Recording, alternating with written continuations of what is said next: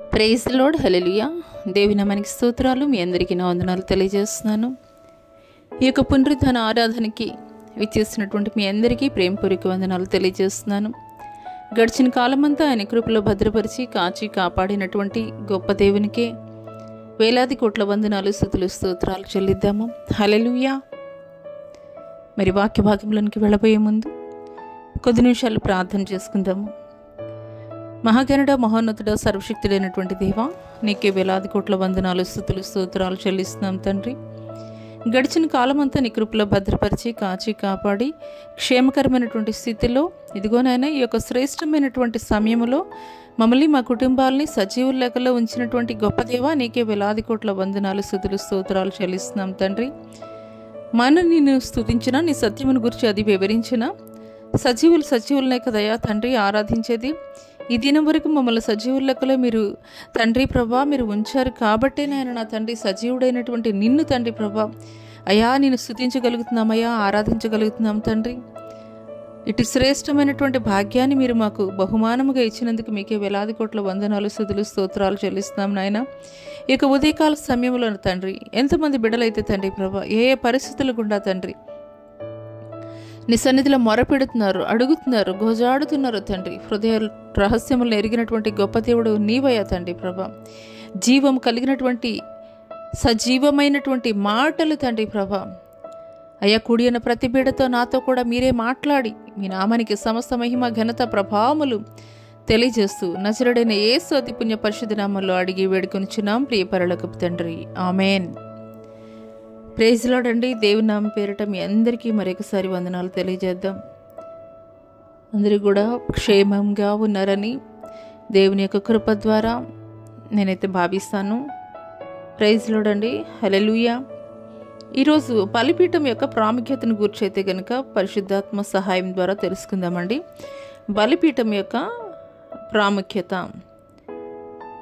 అయితే ప్రత్యక్ష గుడారంలో ఉన్నటువంటి 3 స్థలాల గురించి మొదటగా మనం తెలుసుకుందాం. ప్రత్యక్ష గుడారంలో ఉన్నటువంటి 3 స్థలాలు అవి ఏమిటి అనంటే కనుక మొదటగా ఆవరణము, రెండవది పరిశుద్ధ స్థలము, మూడవది అతి పరిశుద్ధ స్థలము. మొదటగా ఆవరణము, రెండవది పరిశుద్ధ స్థలము, మూడవది అతి పరిశుద్ధ స్థలము. ఈ ఆవరణంలో ఏమి ఉంటాయి అని అంటే కనుక ఆవరణంలో ఉండేది సమర్పణ బలిపీఠం ఉంటుంది. అది మరి అగ్ని ఆకాశం నుండి దిగి వచ్చి మరి అక్కడ అన్నమాట వీరి యొక్క బలులన్నిటినీ కూడాను అంగీకరించేటువంటిదిగా ఉంటుంది. హల్లెలూయా. తర్వాత అక్కడ ఏం చేస్తారంటే దేవుడికి ఏదైతే మరి దహన బలిగా సమర్పిస్తారో ఆ యొక్క పశువుని వధించి అక్కడైతే గనక ఆ యొక్క అగ్నిగుండంలో బలిపీఠంలో అన్నమాట వధింపబడినటువంటి ఆ యొక్క పశువుని తీసుకుని వచ్చి దేవునికి సమర్పిస్తారు. హల్లెలూయా. ఇది ఏ రీతిగా ఉండాలనంటే కనుక సర్వ ప్రపంచానికి కూడా ఇది తెలియజేయబడుతుంది. ఈ యొక్క ఆవరణములో ఉన్నటువంటి ఈ యొక్క బలిపీఠం గూర్చి ఆ చుట్టుపక్కల ఉన్నటువంటి ప్రపంచానికి అందరికీ కూడాను జనులందరికీ కూడా తెలియజేయబడుతుంది. రెండవది పరిశుద్ధ స్థలము. ఇది రెండవది పరిశుద్ధ స్థలము. ఈ యొక్క పరిశుద్ధ స్థలంలో ఏముంటాయి అని అంటే కనుక దీపము, సన్నిధి రొట్టె ఉంటుంది. దీపస్తంభము, సన్నిధి రొట్టెలు అయితే కనుక ఉంటాయి. 6+6 6 చొప్పున సన్నిధి రొట్టెలు ఉంటాయి. ఇది ఎవరికి తెలుస్తుంది అనంటే కనుక యాజకుడికి మాత్రమే తెలుస్తుంది. ఇది దేనికి సాదృశ్యంగా ఉన్నది అని అంటే కనుక ప్రార్థనా జీవితానికి, అభిషేకానికి, సహవాసానికి సాదృశ్యంగా అయితే కనుక తెలియజేయవచ్చు. మొదటిది ఇక్కడ ఉన్నటువంటి ఆవరణంలో ఉన్నటువంటి బలిపీఠం దేనికి సాదృశ్యంగా ఉన్నది అని అంటే కనుక మన యొక్క సమర్పణ జీవితానికి సాదృశ్యంగా ఉన్నట్లుగా అయితే కనుక ఇక్కడ తెలియజేయబడుతుంది. రెండవది ప్రార్థనా జీవితాన్ని గురించి దీపము సన్నిధి రొట్టె దేనికి సాదృశ్యంగా ఉన్నదనంటే గనక ప్రార్థనా జీవితము అభిషేకం సహవాస జీవితాన్ని గురించి అయితే గనక తెలియజేయబడుతుంది. మూడవది వచ్చేసి అతి పరిశుద్ధ స్థలము. అతి పరిశుద్ధ స్థలము, ఈ యొక్క అతి పరిశుద్ధ స్థలంలో ఏమి ఉంటుంది అంటే గనక మందసం ఉంటుంది. దేవుని యొక్క నిబంధన మందసం ఉంటుంది. ఆ యొక్క నిబంధన మందసంలో ఏమి ఉంటాయి అంటే అహరోను చిగుర్చినటువంటి కర్ర, మన్నా బంగారు పాత్ర, నిబంధన ఆజ్ఞల పలకలు ఉంటాయి. ఈ మూడు కూడా ఉంటాయి. అహరోను చిగుర్చిన కర్ర, మన్నా కలిగినటువంటి బంగారు పాత్ర, ఆజ్ఞలు కలిగినటువంటి నిబంధన ఆజ్ఞలు కలిగినటువంటి పలకలు ఉంటాయి ఈ యొక్క దేవుని మందసంలో. ఇది దేనికి సాదృశ్యంగా ఉన్నది అని అంటే కనుక పరిశుద్ధ జీవితాన్ని గురించి దేవునికి మాత్రమే తెలుస్తుంది. అంటే మన హృదయ అంతరంగము ఏ రీతిగా పరిశుద్ధమైనదిగా ఉన్నది, ఏ రీతిగా ఉన్నది అనే విషయాన్ని గురించి అయితే గనక ఇది సాదృశ్యంగా ఉన్నది అతి పరిశుద్ధ స్థలము. హల్లెలూయా. మొదటిది ఆవరణం, బలిపీఠం అంటే సమర్పణ జీవితానికి సాదృశ్యంగా ఉన్నది. ఇక్కడ మరి దేవునికి సమర్పించినటువంటి బలి పశువుల్ని, అక్కడ వధించబడినటువంటి బలి పశువుల్ని అక్కడ సమర్పించినప్పుడు అగ్నితోటి వాటిని కాల్చేటువంటి వారుగా ఉంటారు. హల్లెలూయా. ఇది మన యొక్క దేవునికి సమర్పించినటువంటి సమర్పణ జీవితానికి సాదృశ్యంగా ఉంటుంది. రెండవది వచ్చేసి పరిశుద్ధ స్థలము. ఈ యొక్క పరిశుద్ధ స్థలంలో ఏమి ఉంటాయి అంటే దీపము ప్లస్ సన్నిధి రొట్టెలు ఉంటాయి. మొత్తము 12, 6+6. ఇది యాజకుడికి మాత్రమే తెలుస్తుంది.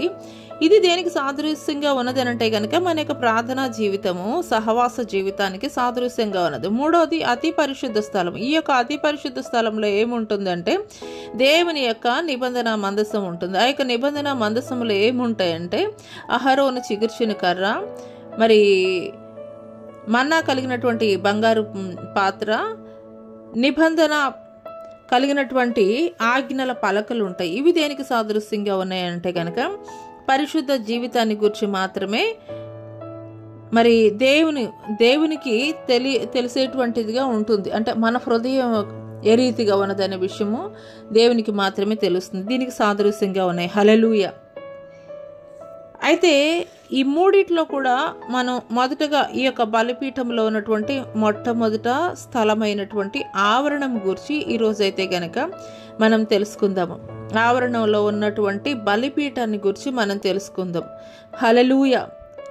మొదటగా ఈ యొక్క బలిపీఠం మీద పెట్టవలసినవి ఏమేంటి అనే కొన్ని విషయాలు అయితే కనుక మనం తెలుసుకుందాం. ఆవరణంలో ఉన్నటువంటి బలిపీఠం మీద పెట్టవలసినవి: 1 విరిగిన మనసు, 2 సజీవ యాగంగా మనల్ని మనం సమర్పించుకోవడం, 3వది స్తుతియాగము, 4వది నువ్వు ప్రేమించేది ఏదైనా సరే ఆ యొక్క బలిపీఠం మీద పెట్టాలి. 5వది మనం ఏదైతే అతిగా ఇష్టపడుతున్నామో అవన్నీ కూడాను. తర్వాత అవి జీవనాధారాలు ఏదైనా సరే. 7వది అవసరమైతే సొంత ప్రాణాలైన అపోస్తలుల యొక్క సమర్పణ జీవితం అయితే కనుక చెప్పవచ్చు. హల్లెలూయా. ఈ 7 విషయాల గురించి క్లుప్తంగా కొద్ది నిమిషాలు అయితే కనుక తెలుసుకుందామండి. హల్లెలూయా.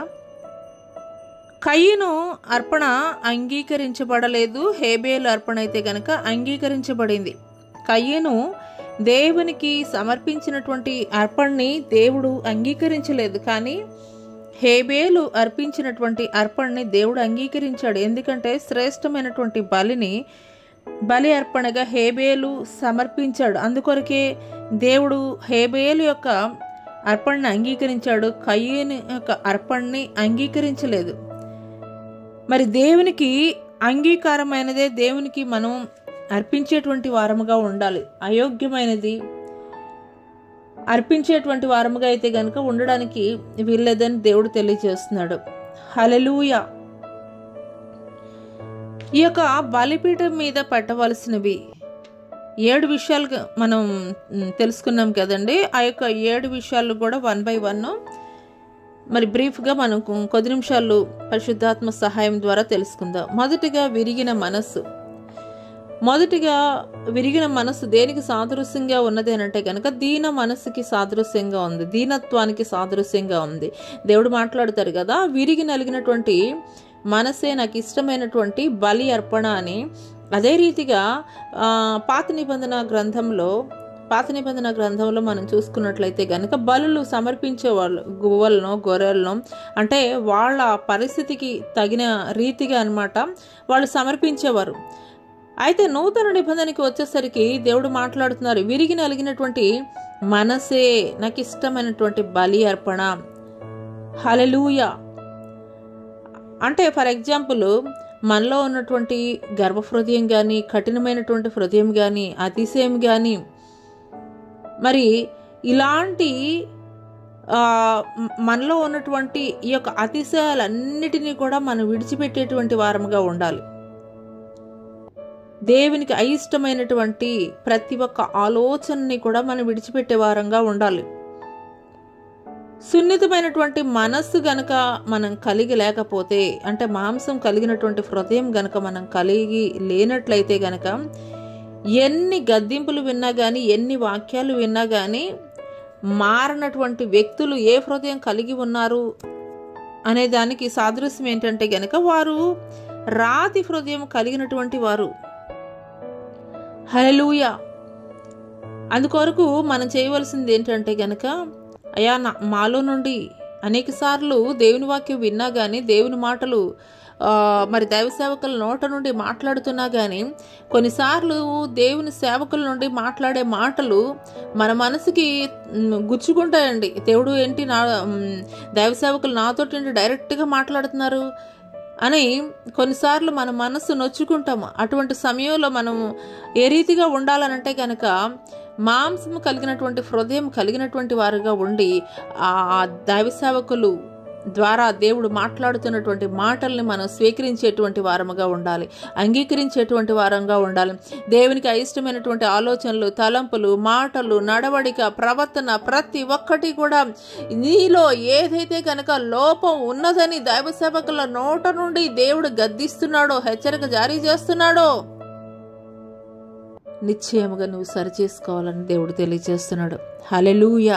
హల్లెలూయా. లోబడేటువంటి మనస్తత్వం కలిగి ఉండాలి, దీన మనసు కలిగి ఉండాలి. హల్లెలూయా. హల్లెలూయా. దీన మనసుని మనం కలిగి ఉండేటువంటి వారముగా ఉండాలి.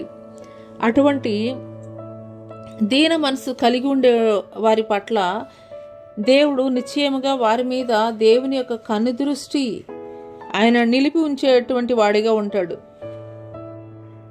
యెషయా గ్రంథము 57వ అధ్యాయము 15వ వచనం కనుక మనం చూసుకున్నట్లయితే, మహాగణుడును మహోన్నతుడును పరిశుద్ధుడును నిత్య నివాసి అయినటువంటి వాడు ఇలాగూ సెలవిచ్చుచున్నాడు, ఎవరైతే దీన మనసు కలిగి వినయ మనసు కలిగి నా సన్నిధిలో ప్రార్థిస్తారో నేను వారి యొక్క ప్రార్థన ఆలకిస్తాను, వారి మధ్యలోనికి నేను దిగి వస్తానని దేవుడు తెలియజేస్తున్నాడు. హల్లెలూయా.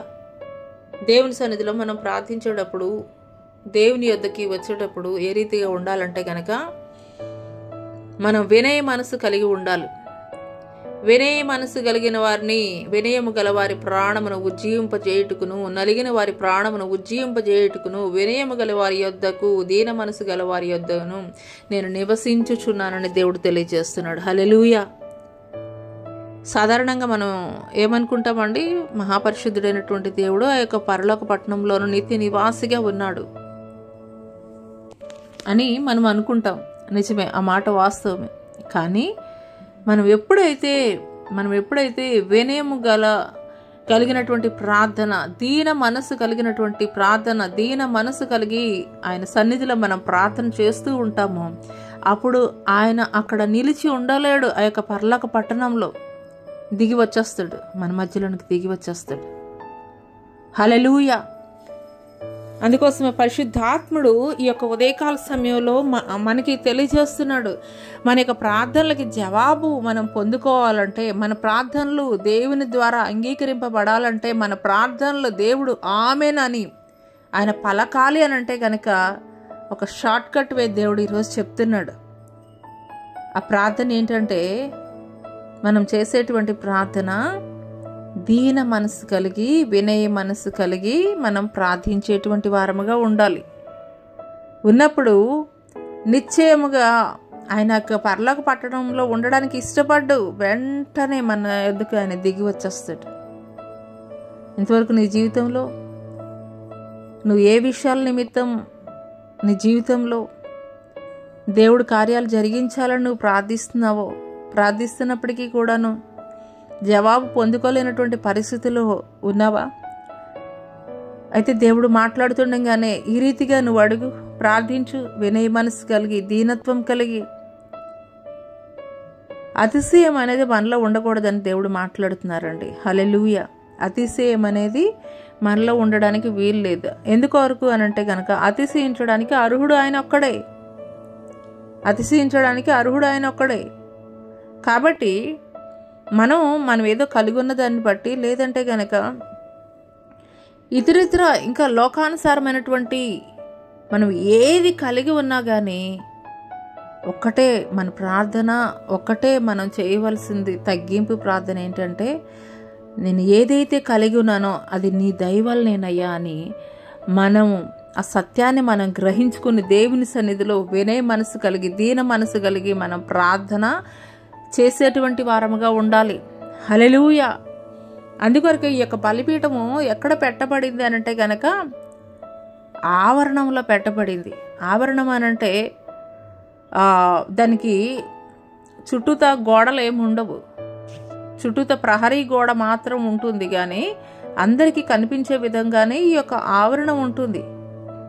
అంటే దీని అర్థము పరిశుద్ధాత్ముడు ఏం తెలియజేస్తున్నాడు అనంటే గనక మన యొక్క ఆత్మీయ స్థితి, మన యొక్క ఆత్మీయ జీవితం ఏ రీతిగా ఉండాలనంటే గనక దేవుణ్ణి ఎరగక మునుపు, దేవుణ్ణి ఎరిగిన తర్వాత నీ యొక్క భక్తి జీవితం ఏ రీతిగా ఉన్నది, నీ యొక్క విశ్వాస జీవితం ఏ రీతిగా ఉన్నదనేది నీ చుట్టుప్రక్కల ఉన్న వారందరూ కూడా నీ మీద దృష్టి ఉంచేటువంటి వారుగా ఉంటారు. అందుకొరకు ఈ యొక్క బలిపీఠాన్ని మనము ఏ రీతిగా కట్టుకోవాలనంటే గనక దీన మనస్సు కలిగి, వినయ మనస్సు కలిగినటువంటి వారముగా ఈ యొక్క బలిపీఠాలని మనం కట్టుకునేటువంటి వారముగా ఉండాలని దేవుడు తెలియజేస్తున్నాడు. హల్లెలూయా. రోమీయులకు రాసినటువంటి పత్రిక 12వ అధ్యాయం 1వ వచనంలో గనక మనం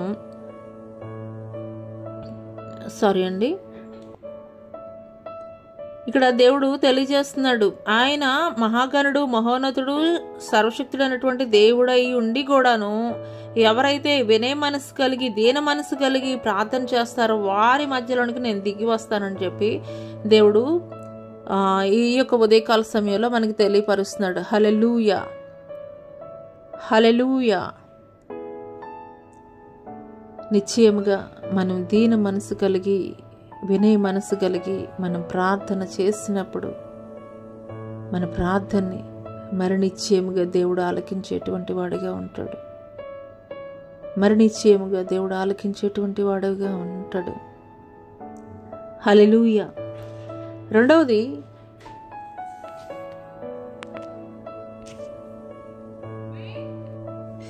హల్లెలూయా.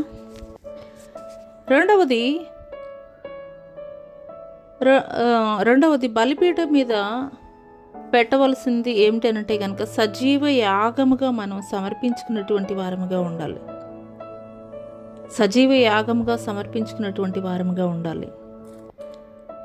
రోమీయులకు రాసినటువంటి పత్రిక 12వ అధ్యాయము 1వ వచనం ప్రకారము, పరిశుద్ధమును దేవునికి అనుకూలమునైన సజీవ యాగముగా మీ శరీరములను ఆయనకు సమర్పించుకొనడి, దేవుని వాత్సల్యమును బట్టి బ్రతిమాలు కొనుచున్నాను.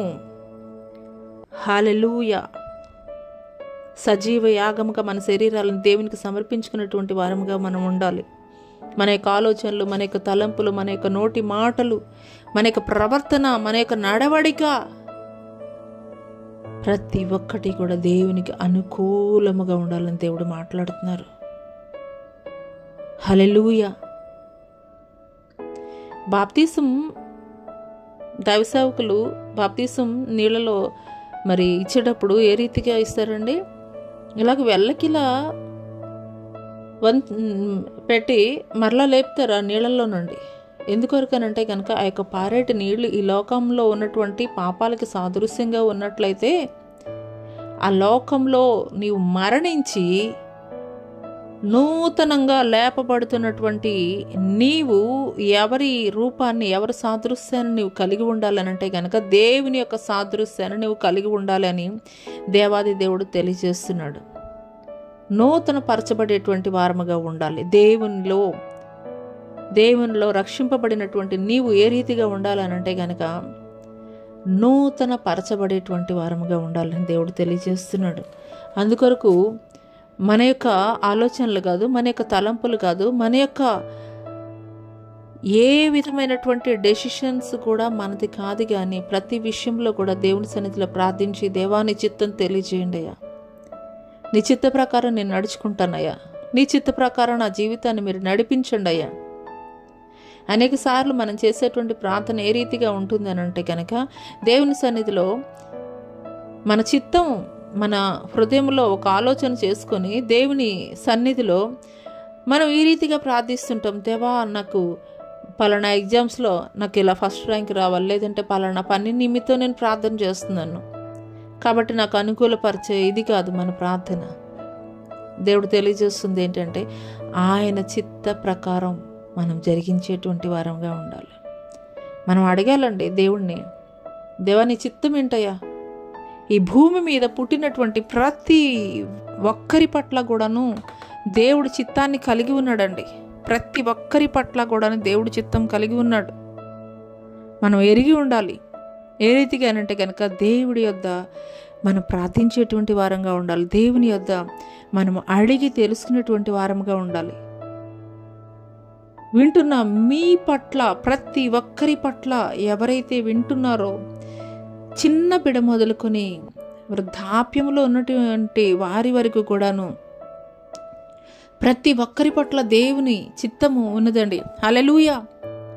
చాలామంది ఏమంటారంటే మేము వృద్ధాప్యంలో ఉన్నాము, ఇంకా మేమేం చేస్తాం దేవుని పరిచర్య అని.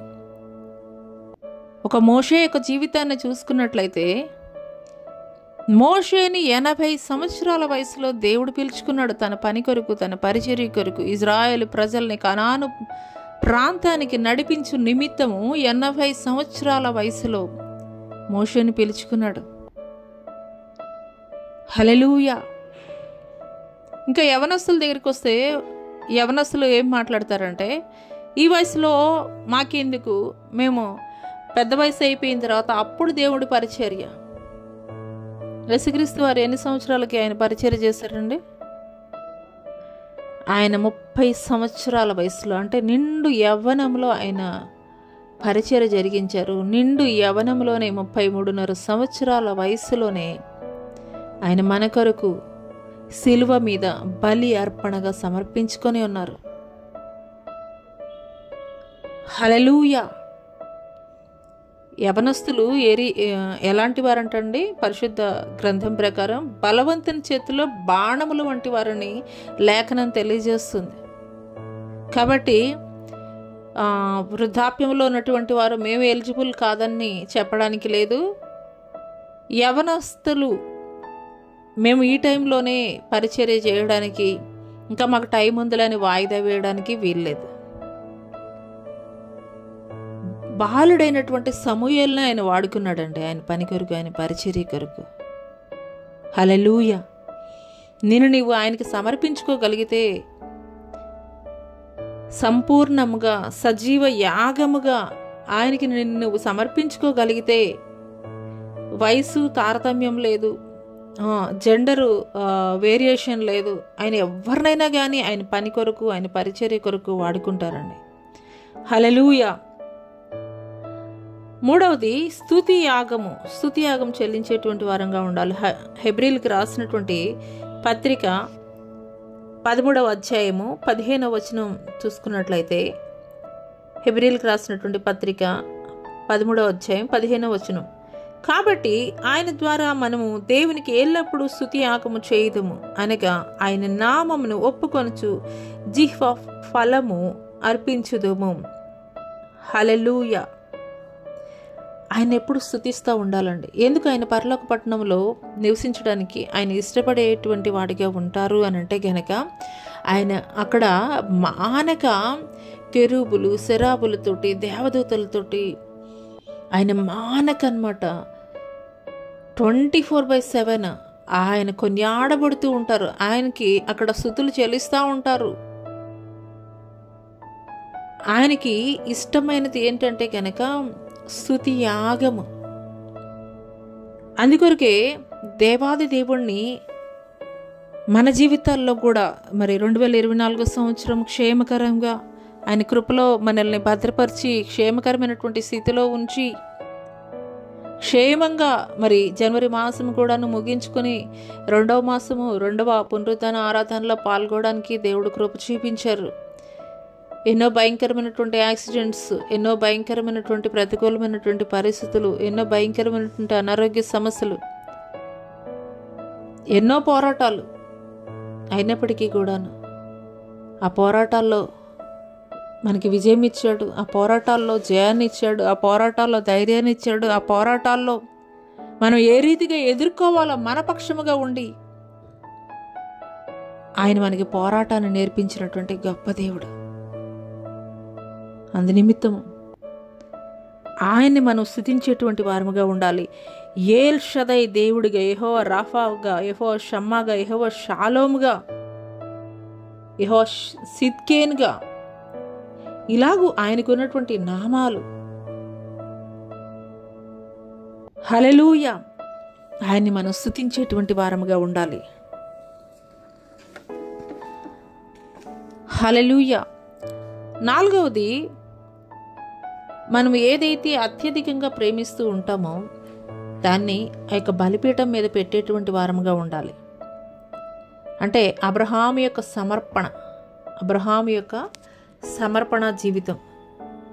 ఆదికాండం 22వ అధ్యాయం 1-2 వచనాలు కనుక మనం చూసుకున్నట్లయితే, తన సొంత కుమారుడైనటువంటి ఇస్సాకుని దహన బలిగా సమర్పించడానికి కూడాను వెనుక తీయనటువంటి మరి వ్యక్తిగా అయితే కనుక అబ్రహాముని మనం చూస్తాం. అంటే ఇక్కడ దేవుడు మనల్ని కోరుతుంది, మన యొక్క బిడ్డల్ని ఆయనకి ఏదో బలిగా అర్పించమని చెప్పి కోరడం లేదు, కానీ మన యొక్క విశ్వాసాన్ని ఆయన పరీక్షిస్తున్నాడు. అంటే మనం అత్యధికంగా ఏదైతే ప్రేమిస్తున్నామో, ఏదైతే ఇష్టపడుతున్నామో,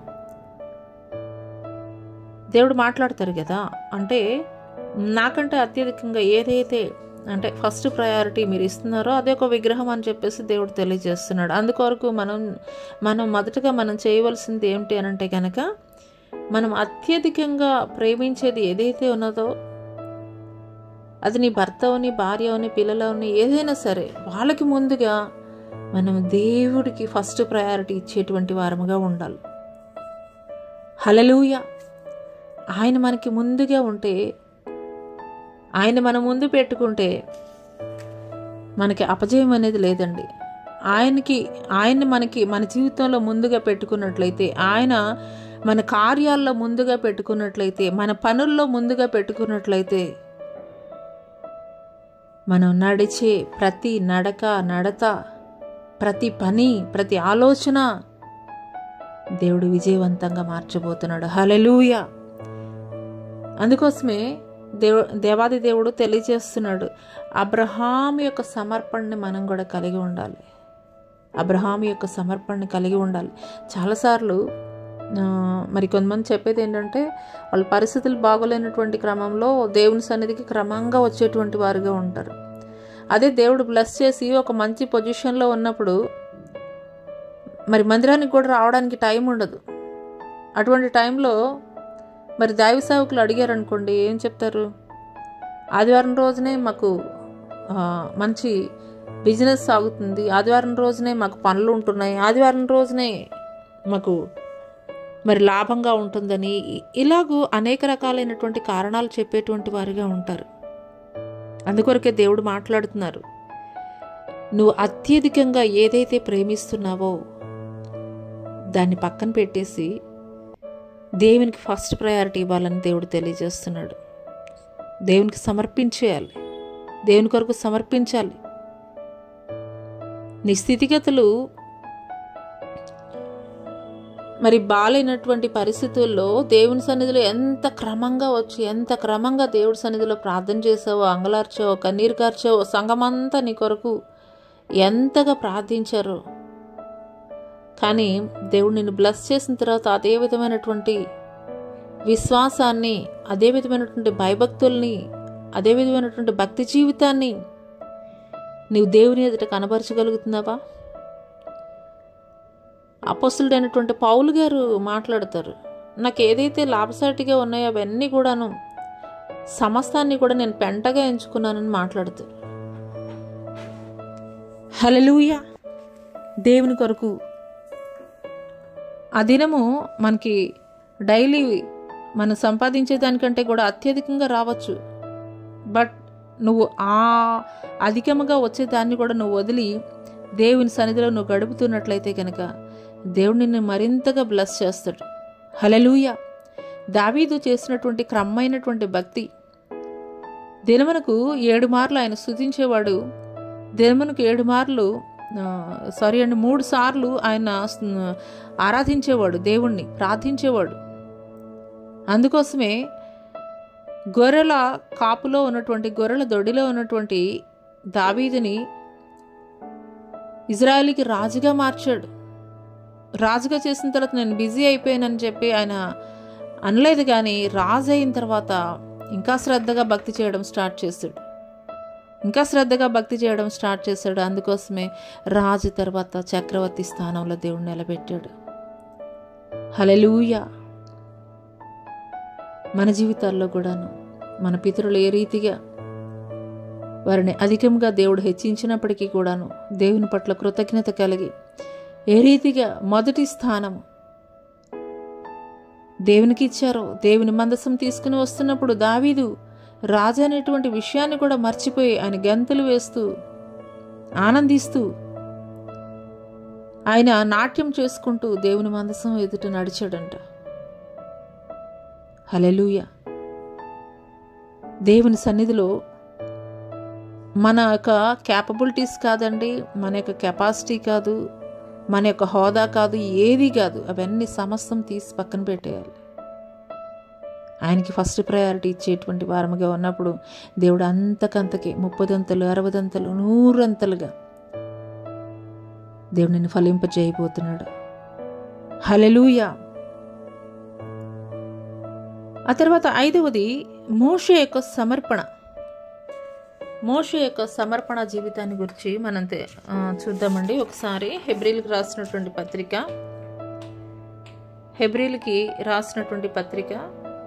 ఒకసారి చూద్దామండి. గ్రంథాలు ఉన్నవారు ఒకసారి మీ యొక్క గ్రంథాలు తెరిచి హెబ్రీలకు రాసినటువంటి పత్రిక 11వ అధ్యాయము 24-25 వచనాలు ఒకసారి చదువుదామండి. 24-25 వచనాలు. మోషే పెద్దవాడైనప్పుడు విశ్వాసమును బట్టి ఐగుప్తు ధనము కంటే క్రీస్తు విషయమైన నింద గొప్ప భాగ్యమని ఎంచుకొని అల్పకాలము పాపభోగము అనుభవించుట కంటే దేవుని ప్రజలతో శ్రమ అనుభవించుట మేలని యోచించెను. హల్లెలూయా. ఆ కింద వచనాలు కూడా మీరు ఒకసారి చదువుకోండి. మరి ఇక్కడ చూసుకున్నట్లయితే మోషే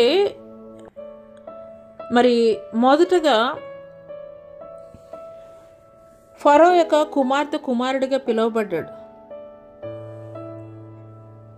ఆ తర్వాత అతను తన మామ అయినటువంటి ఇత్రో యొక్క మందని మరి కాపరిగా 40 సంవత్సరాలు ఫరో యొక్క మనవడిగా ఉన్నాడు. 40 సంవత్సరాలు తన మామ మందని మేపుచు కాపరిగా ఉన్నాడు. కానీ ఒకానొక సమయంలో దేవుడు ఆ యొక్క హోరేబు పర్వతం దగ్గర మండుచున్న పొదలో నుండి దేవుడు మాట్లాడిన తర్వాత ఒకటే అతను డెసిషన్ తీసుకున్నాడు. ఏమిటా నిర్ణయం అని అంటే కనుక ఫరో యొక్క కుమారుడని అనిపించుకోవడానికి ఇష్టపడలేదు. కానీ ఎందుకోసమనంటే ప్రతిఫలముగా కలగబో బహుమానమందు దృష్టి ఉంచెను. హల్లెలూయా. ఒక రాజు యొక్క మనవుడనంటే కనుక అతనికి ఉండేటువంటి ఖ్యాతి కానీ, అతనికి ఉండేటువంటి మరి సొసైటీలో ఉండేటువంటి వాల్యూ కానీ మనకి తెలుసు. కానీ వాటన్నిటినీ కూడా వదిలిపెట్టుకొని నిందైనా పర్వాలేదు, అవమానమైనా పర్వాలేదు, కాబట్టి దేవుని మాటకి నేను విధేయత చూపించాలి, దేవుని మాటకి నేను విధేయత చూపించాలి అని దేవుడు చెప్పిన మాటకి విధేయత చూపించి ఇజ్రాయెల్ ప్రజల్ని కానాను నడిపించడానికి నాయకుడిగా నియమించబడ్డాడు. హల్లెలూయా. అంటే ఇక్కడ దేవుడు మనకి తెలియజేస్తుంది ఏమిటి అనంటే కనుక మన యొక్క స్టేటస్ కానీ ఏది కూడాను అది దేవుని ఎదుటికి రాకముందు వరకేనండి. దేవుని ఎదుట వన్స్ నువ్వు వచ్చావా, ఎలాంటి బయట నీకు స్టేటస్ ఉన్నా కానీ ఆయన ఎదుట మోకరించాల్సిందే. హల్లెలూయా. 6వది ఎలీషా యొక్క సమర్పణ, ఆధారాలు, జీవనాధారం మరి వదిలిపెట్టడం. అంటే ఇక్కడ ఏలియా పిలిచినప్పుడు ఎలీషా 12 ఎకరాలు అరకలు కలిగినటువంటి మరి గొప్ప రైతుగా అయితే కనుక మనం చెప్పవచ్చు, గొప్ప వ్యక్తిగా అయితే కనుక మనం చెప్పవచ్చు. అయితే ఎప్పుడైతే ఏలియా పిలిచాడో సమస్తాన్ని కూడా విడిచిపెట్టి ఏలియాని వెంబడించినటువంటి వాడిగా ఉన్నాడు.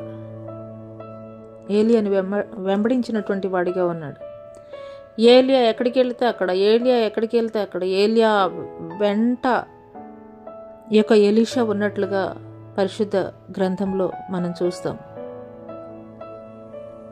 ఎలీషా అడిగింది ఏంటంటే ఏలియాని, నాకు 2 పాళ్ళ ఆత్మ కావాలి అని చెప్పి ఏలియాని అడిగాడు. నేను మరి కొనిపోబడేటప్పుడు నీవు గనక చూడగలిగినట్లయితే నిశ్చయముగా నువ్వు 2 పాళ్ళ ఆత్మని నువ్వు పొందుకుంటావని ఏలియా తెలియజేశాడు. అంటే ఆత్మీయ నేత్రాలను మనం కలిగి ఉండాలని దేవుడు తెలియజేస్తున్నాడు. హల్లెలూయా. హల్లెలూయా. దేవుని కొరకు మనకి ఏవి ఇష్టమో సమస్తాన్ని కూడాను మనం దేవుని తర్వాతే అన్నట్లుగా మన జీవితాన్ని మనం కొనసాగించాలని, తర్వాత దేవుణ్ణి వెంబడించడం ఏ రీతిగా అనంటే కనుక ఆత్మీయ నేత్రాలు కలిగినటువంటి వారముగా మనం ఉండాలి. ఈ లోకానుసరమైనటువంటి నేత్రాలు కాదండి, ఆత్మీయ నేత్రాలని మనం కలిగి ఉండాలని దేవుడు తెలియజేస్తున్నాడు. భక్తి విషయంలో, విశ్వాసం విషయంలో, దేవుణ్ణి వెంబడించేటువంటి విషయంలో, దేవుని పట్ల పరిపూర్ణమైనటువంటి ఆసక్తి కలిగి నీ యొక్క ఒకటే, నీ యొక్క గురి ఒకటే, దేవుని వైపు చూడడం, దేవుని తట్టు తిరగడం, దేవుణ్ణి వెంబడించడం, ఇది మాత్రమే. అదే రీతిగా ఎలీషా కూడాను ఏలియా ఎటువైపు వెళితే అటు ఏలియా వెంబడించినటువంటి వ్యక్తి. అందుకొరకే ఏలియా అగ్ని రథముల ద్వారా కొనిపోబడుతున్నటువంటి క్రమంలో ఏలియాను చూడగలిగాడు. ఏలియా మీదన ఉన్నటువంటి దుప్పటి ఎలీషా మీద పడినప్పుడు ఏలియా కంటే ఎన్నో గొప్ప అద్భుతమైనటువంటి కార్యాలు ఈ యొక్క ఎలీషా చేయగలిగాడు. ఎలీషా మరణించినటువంటి ఆ యొక్క సమాధిలో చనిపోయినటువంటి వ్యక్తిని ఉంచినప్పుడు అతని యొక్క ఎముకలు తాకడం ద్వారా చనిపోయినటువంటి వ్యక్తి బ్రతికినట్లుగా లేఖనం తెలియజేస్తుంది. హల్లెలూయా. నామకార్థమైనటువంటి భక్తి కాదండి, ఆచార సాంప్రదాయమైనటువంటి భక్తి కాదు మనం చేయవలసింది, యథార్థమైనటువంటి భక్తి చేయాలి. ఆయన చేయగలిగేటువంటి, దేవుడు చేస్తున్నటువంటి గొప్ప కార్యాలని మనం చూడగలిగేటువంటి మనోనేత్రాలు మనం కలిగి ఉండాలని దేవాది దేవుడు తెలియజేస్తున్నాడు. హల్లెలూయా. 7వ విషయము తమ స్వంత ప్రాణాలను కూడా సమర్పణ, అంటే అపోస్తలుల యొక్క సమర్పణ అని చెప్పవచ్చు. అపోస్తలుల యొక్క సమర్పణ. హల్లెలూయా. అపోస్తల కార్యము 6వ అధ్యాయము 7వ అధ్యాయంలో స్టెఫను యొక్క మరణాన్ని గురించి తెలియజేయబడి ఉంటుంది. ఈ యొక్క స్టెఫను ఎవరనంటే కనుక ఆ యొక్క ఆది అపోస్తలుల కాలంలో యెరూషలేము ప్రాంతంలో మొట్టమొదటిగా ఆదిమ సంఘం నిర్మాణం జరిగినప్పుడు అక్కడ మరి విధవరాండ్రకి మరి భోజనాలు ఏర్పాటు చేయాలి అని అనుకున్నప్పుడు కొంతమందిని అక్కడ వాళ్ళు ఏర్పాటు చేస్తారు, ఒక 7గురిని. ఆ 7గురు ఎంపికలో ఈ యొక్క స్టెఫను కూడా ఒక వ్యక్తిగా ఉన్నాడు. స్టెఫను కూడా ఉన్నాడు. అయితే ఈ యొక్క స్టెఫను ఏ రీతిగా ఉన్నాడంటే కేవలము ఆ యొక్క పరిచర్య మాత్రమే కాదు, కానీ మిగిలిన సమయాల్లో దేవుని యొక్క సువార్త ప్రకటించినటువంటి వాడిగా ఉన్నాడు.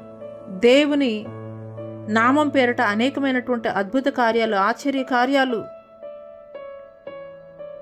పెద్దలుగా పిలువబడుతున్నటువంటి అనేక మంది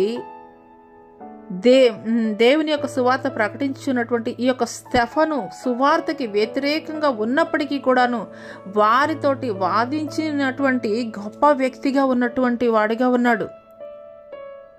హల్లెలూయా. మరి అటువంటి సమయంలో ఈ యొక్క స్టెఫను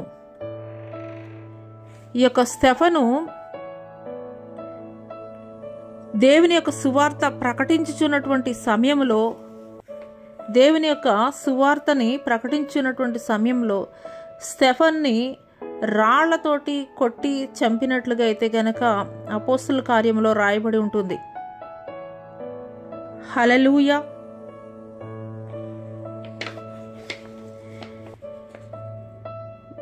ఈ యొక్క స్టెఫను మరణించేటువంటి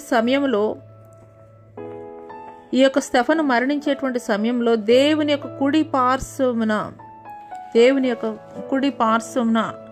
ఆయన యొక్క కుమారుడు నిలబడి ఉండుటైతే గనక ఈ యొక్క స్టెఫను చూసినట్లుగా ఇక్కడ రాయబడి ఉంటుంది. అపోస్తలుల కార్యము 7వ అధ్యాయము 54 నుండి 60 వచనాలు చూసుకున్నట్లయితే ఈ మాటలు మాట్లాడిన తర్వాత వారి కోపంతో పండ్లు కొరికిరి. అయితే స్టెఫను ఆకాశం తెరవబట్టి దేవుని మహిమను యేసు దేవుని కుడి పార్శ్వం ముందు నిలిచి ఉండి చూచుండగా రాళ్ళు రువ్వి చంపుతుండగా ప్రభువును గురించి ఈ విధంగా మొర్రపెట్టుచు నా ఆత్మను చేర్చుకొనమని, ప్రభువా ఈ పాపం వారి మీద మోపకమని గొప్ప శబ్దంతో పలికి నిద్రించెను. ఇందుకు సాక్షిగా సౌలు అక్కడనే ఉన్నాడు. హల్లెలూయా. దేవుని యొక్క సువార్త ప్రకటించు నిమిత్తము తన యొక్క ప్రాణాలకి కూడా వెనుతీయనటువంటి గొప్ప సేవా పరిచర్య ఈ యొక్క స్టెఫను జరిగించాడు. అంత మాత్రమే కాదు, యేసుక్రీస్తు వారి 12 మంది శిష్యులు అపోస్తలుడైనటువంటి పౌలు గారు కూడాను హతసాక్షులుగా దేవుని కొరకు మరణించినటువంటి వారిగా ఉన్నారు. హల్లెలూయా. ఈ ఉదయకాల సమయంలో పరిశుద్ధాత్మ దేవుడు మనతోటి తెలియజేసినటువంటి 7 విషయాలు. బలిపీఠం మీద మనం ఏమేమి సమర్పించాలి, ఆవరణంలో ఏమి ఉంచాలి. 1 విరిగిన మనసు, 2వది సజీవ యాగముగా మనల్ని మనం సమర్పించుకోవాలి, 3వది స్తుతి యాగము దేవునికి చెల్లించాలి. అబ్రహాము యొక్క సమర్పణని మనం కూడా కలిగి ఉండాలని దేవుడు తెలియజేస్తున్నాడు. 5వది మోషే యొక్క సమర్పణ, అంటే ఫరో కుమార్తె యొక్క కుమారుడిగా ఉండడానికి ఒప్పుకొనలేదు, కానీ దేవుని యొక్క ప్రజలతోటి నిందైన అవమానమైన పర్వాలేదు అని దేవుని యొక్క ప్రజలని వెంబడించినటువంటి వ్యక్తిగా ఉన్నట్లుగా అయితే కనుక మనం చూస్తున్నాము. 6వది ఎలీషా యొక్క సమర్పణ, 12 అరకలు కలిగినటువంటి ఈ యొక్క ఎలీషా సమస్తాన్ని కూడా విడిచి ఏలియాని వెంబడించినటువంటి వాడిగా ఉన్నాడు. 7వది అపోస్తలుల యొక్క సమర్పణ. హల్లెలూయా. క్రీస్తు యొక్క 12 మంది శిష్యులు స్టెఫను, పౌలు దేవుని కొరకు ఆయన యొక్క సువార్త ప్రకటించు నిమిత్తం వారి ప్రాణాలను కూడా త్యజించినటువంటి వారిగా ఉన్నారు. హల్లెలూయా. అందుకొరకే దేవుడు మాట్లాడుతున్నారు. ప్రకటన గ్రంథం 12వ అధ్యాయం 11వ వచనంలో మరణము వరకు తన ప్రాణమును ప్రేమించేవారు. హల్లెలూయా. ఒకసారి చూద్దామండి.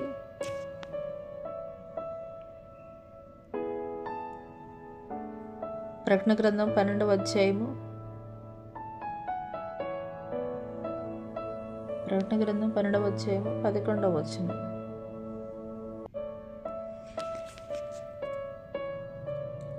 మరణం వరకు తన ప్రాణములను ప్రేమించిన వారు కారు. ఆ పై వచనాలు చూసుకున్నట్లయితే, వారు గొర్రెపిల్ల రక్తమును బట్టి తామిచ్చిన సాక్ష్యాన్ని బట్టి వానిని జయించి ఉన్నారు, కానీ మరణం వరకు తన ప్రాణములను ప్రేమించినటువంటి వారు కారు. హల్లెలూయా. ఈ 7 అంశాలు కూడాను దేవాది దేవుడు ఈ యొక్క ఉదయకాల సమయంలో మన జీవితాల్లో మనం ఏ రీతిగా మన యొక్క బలిపీఠాలను కట్టుకోవాలి, ఏ రీతిగా సమర్పణ జీవితాన్ని మనం కలిగి ఉండాలనేటువంటి విషయాలు తెలియజేస్తున్నటువంటి క్రమంలో దేవుడు మనతోటి మాట్లాడుతున్నటువంటి ప్రతి మాటని కూడాను మన జీవితాల్లో ఆచరించేటువంటి వారముగా ఉందాము. తద్వారా దేవుడిచ్చేటువంటి మేళ్ళు, ఆశీర్వాదాలు ప్రతి ఒక్కరము పొందుకున్నటువంటి వారముగా ఉందాం. అట్టి కృప దేవుడు ఇంక దయచేయనుగాక. ఆమేన్. ముగింపు ప్రార్థన చేసుకుందాం.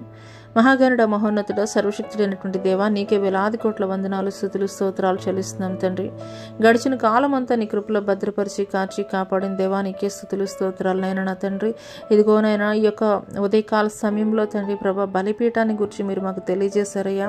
అయ్యా, ఏ రీతిగా మా యొక్క బలిపీఠాలను కట్టుకోవాలి, వేటి మీద ఆధారం చేసుకుని మేము బలిపీఠాలు కట్టుకోవాలి తండ్రి, ఏ రీతిగా మేము జీవించాలి అనే విషయాలు మీరు మాకు అయ్యా తండ్రి మీరు బయలుపరిచారు నాయన. అదే రీతిగా తండ్రి ప్రభా, అయ్యా విన్నటువంటి వాక్యం తండ్రి అపవాది దొంగిలించుకుని పోకుండా హృదయాల్లో భద్రపరుచుకుని తండ్రి వాక్యానుసారం జీవించగలిగేటువంటి జీవితాన్ని తండ్రి ప్రభా కలిగి ఉండడానికి కృప చూపించండి అయ్యా. మీకే స్తుతులు, స్తోత్రాలయ్యా. మీకు వందనాలు చెల్లిస్తున్నాం తండ్రి. హల్లెలూయా, హల్లెలూయా, హల్లెలూయా. మీకే స్తుతి, స్తుతి, స్తోత్రం, స్తోత్రం, స్తోత్రం తండ్రి. పరిశుద్ధాత్మ దేవానికే స్తుతులు, స్తోత్రాలయ్యా. నీ కొరకు రోషం కలిగిన ఆయన, నీ కొరకు పౌరుషం కలిగిన ఆయన, నీ కొరకు తండ్రి మంట కలిగి తండ్రి, నీ కొరకు తృష్ణ కలిగిన ఆయన నా తండ్రి ప్రభా, నీ పరిచర్య జరిగించుటకు తండ్రి, నీ పని కొరకు తండ్రి వాడబట్టుకు తండ్రి ప్రభా కృప చూపించండి నాయన. ఆనాటి తండ్రి ప్రభా అపోస్తలులు ఏ రీతిగా తండ్రి నీ పరిచర్య జరిగించారు, నీ కొరకు తండ్రి రోషము కలిగి పని చేశారు నాయన, అదే రీతిగా తండ్రి ప్రభా అయా తండ్రి తండ్రి యొక్క అంత్యకాల దినములలో కూడా తండ్రి పని చేయడానికి కృప చూపించండి. మీకు స్తోత్రాలు తండ్రి. అయ్యా, చల్లారిపోయినటువంటి ఆత్మలు మీరు తీసివేయండి అయ్యా తండ్రి ప్రభా, రోషము కలిగి మంట కలిగి నీ కొరకు పని చేయడానికి తండ్రి ప్రభా అయ్యా తండ్రి రోషం కలిగినటువంటి ఆత్మలు తండ్రి ప్రతి ఒక్కరిలో మీరు దయచేయండి. మీకు స్తోత్రాలు తండ్రి. మా యొక్క బలిపీఠాలను తండ్రి ప్రభా అయ్యా తండ్రి నీ చిత్తానుసారంగా కట్టుకునేటువంటి వారముగా ఉండటకు కృప చూపించండి. మీకు స్తోత్రాలు, మీకు వందనాలు తెలుస్తున్నాం తండ్రి. పరిశుద్ధుడా, మీకే స్తుతులు, స్తోత్రాలు, స్తోత్రాలు తండ్రి. ఈ సమయంలో ఎంతమంది అయితే బలహీనులుగా ఉన్నారో, రోగ్రస్తులుగా ఉన్నారో తండ్రి, అనారోగ్యంతో ఉన్నారో తండ్రి, అప్పుల బాధల్లో తండ్రి ప్రభా, నిరుద్యోగ సమస్యలో నాయన నా తండ్రి, అదే రీతిగా తండ్రి ప్రభా అయ్యా తండ్రి వివాహాల కొరకు ఎదురు చూస్తున్నటువంటి వారుగా ఉన్నారు తండ్రి ప్రభా అయ్యా, అరికాలు వరకు నడినెత్తి వరకు ఉన్నటువంటి ప్రతి విధమైనటువంటి బలహీనతల నుండి మీరు విడుదల కలగజేయండి అయ్యా. మీకు స్తోత్రాలయ, మీకు వందనాలు చెల్లిస్తున్నాం తండ్రి. పరిశుద్ధాత్మడ స్తుతి, స్తోత్రం, వందనాలు చెల్లిస్తున్నాం తండ్రి. విన్నటువంటి వాక్యంనైనా తండ్రి ప్రభా అయ్యా హృదయాల్లో భద్రపరుచుకుని తండ్రి వాక్యానుసారంగా జీవించగలిగినటువంటి జీవితాన్ని తండ్రి ప్రభా కూడిన ప్రతి బిడ్డకి నాకు దయచేయమని తండ్రి ప్రభా అయ్యా. ఇదిగోనైనా నా తండ్రి, ఇంతవరకు వాక్యం విన్నటువంటి నీ బిడ్డలు నాయన నా తండ్రి ప్రభా అనేకులకు తండ్రి ప్రభా అయ్యా నీ యొక్క సత్యసువార్తను ప్రకటించేటువంటి వారుగా ఉండటకు కృప చూపించమని తండ్రి ప్రభా అయ్యా తండ్రి ప్రభా. ఇంతవరకు తండ్రి ప్రభా మీరు మాట్లాడిన ప్రతి మాటను బట్టి మీకే స్తుతులు, స్తోత్రాలు, వందనాలు తెలియజేస్తూ నజరుడైన యేసు అతి పుణ్య పరిశుద్ధ నామములో అతి మిక్కులైన బ్రతుకులను స్తుతించి వేడుకొనుచున్నాం ప్రియ పరలోకపు తండ్రి. ఆమేన్. తండ్రి అయినటువంటి దేవుని దయ, కుమారుడైనటువంటి యేసుక్రీస్తు వారి యొక్క కృప, పరిశుద్ధాత్మ యొక్క అన్యోన్య సహవాసం అయిన సన్నిధి, భూలోకంలో ఉన్న సకల పరిశుద్ధులకు ఈ యొక్క సామాజిక మాధ్యమం ద్వారా ఎంతమంది బిడ్డలైతే వింటున్నారో వారి జీవితాల్లో నూతనమైనటువంటి కార్యములు దేవుడు జరిగించునుగాక. ఆమేన్. రక్తమోద్యము, శిలువక్తమోద్యము, అపవాది క్రియలనంత నాశనం యేసునందు సంపూర్ణ విజయం కలుగునుగాక. ఆమేన్. ప్రైజ్ లార్డ్ అండి. అందరికీ praise Lord. Jyothirmayi with Jesus YouTube channel ద్వారా మీ యొక్క వర్తమానాలు వింటున్నటువంటి మీరు మీ యొక్క ఆధ్యాత్మిక జీవితానికి మరి దేవుని యొక్క మాటలు ఎంతగానో ఆదరిస్తున్నాయి, బలపరుస్తున్నాయని నేనైతే నమ్ముచున్నాను. మరి మీ జీవితాలు